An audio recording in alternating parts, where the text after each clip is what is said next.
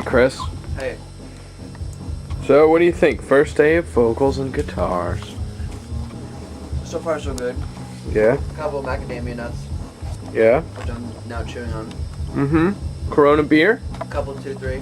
Cool. Well, here we are back at Kate's. Guitar-mageddon. Little Eden, yeah. It's You guys get tapes? There's Uncle Dave. What's up, like Scorsese? Hey. Dave, what do you have to say? First day of guitars and... Yeah. Eating some macadamia nuts, figuring out what's wrong with the computer. Still trouble with the A computer? little bit, but I think we're about to figure it out. Oh, good. And then we'll start trying some guitars. Should we do an interview about these guitars? Or I think we should. Fine. I'd like to. Would you? Yes, I would. We can talk about the guitars, the amplifiers, on loan from Bouncing Souls and your dad. Yes. And Okay. we can just really discuss the guitar tone of the album, Build and Fine. Burn. I'd be Okay. really interested to do that. I would be interested too. I want to get some food, and then we can do that. We'll be right back. Fine.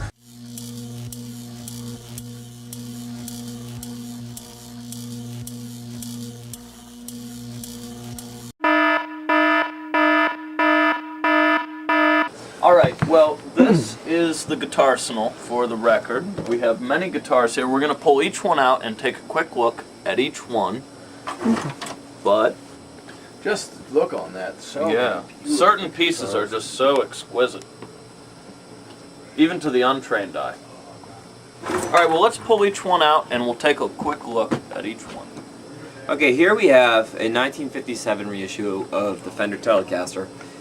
This is a very special piece to me. I bought this from the lead singer of an old band I was in called The Explosion. His name is Matt Hawk, also known as $1 Million Matt. He sold this piece to me for $700. He always wanted one of these, and maybe he was broke or whatever. I capitalized on it and bought the shit out of this guitar. I really like it. I've tracked a little bit with it on this record so far, maybe 2-3 songs so far. All right. Well, this here is a recent year Stratocaster. I'm actually not sure what year it is. It belongs to my dad. Usually, like guitar people can look at these serial numbers and tell when it came out or whatever, but I don't know anything about it. But all I know is it sounds cool. Stratocaster, American icon guitar. And Eric Clapton. It hasn't been played on the record just yet, but it's going to make an appearance for sure. I had to really talk my dad into letting me borrow it for this. And as you can see with these surroundings, who can blame him? But I'd say it's a fine piece. It's It'll a beautiful definitely piece, it'll definitely make an appearance. you have plans for it? Yeah. Good. Good. Yeah. All right, this guitar belongs to my dad as well, and it's actually a '69 Telecaster, so it's worth a ton of dough. And this one is definitely the best thing he owns. If he wills me anything, it better be this. But in any case, I I'd played say this Would you say it's the crown jewel of his collection? crown jewel, Yeah. crown of his jewels. It's a nice piece. Okay, right here we have a 1967 SG Junior. I bought this in Miami for $1,000. The same very day that Dave Haas texted me on the telephone asking me to be in the Wolf ones. Great guitar, solid body, beautiful neck, body. one of a kind. All right, this guitar belongs to our friend Pete Steinkoff, who's producing the album. Dave, hold that side. Fine. This guitar once looked brand new, from what I've heard, and but Pete's been playing it at every Bouncing Soul show. What year is it? And What on a year? steady diet of chili and cheeseburgers, beer, whiskey.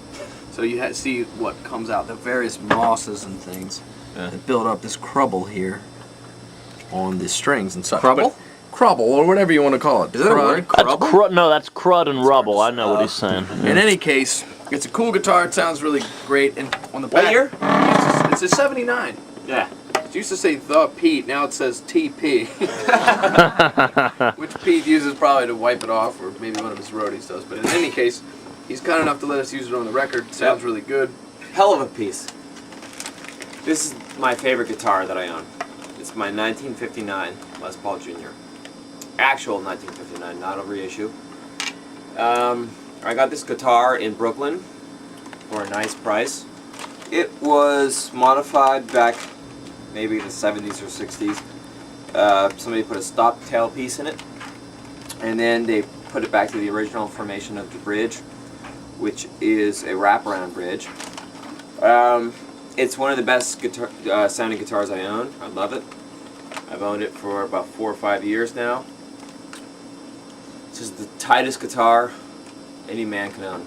Do you favor that guitar? I favor this guitar. Okay.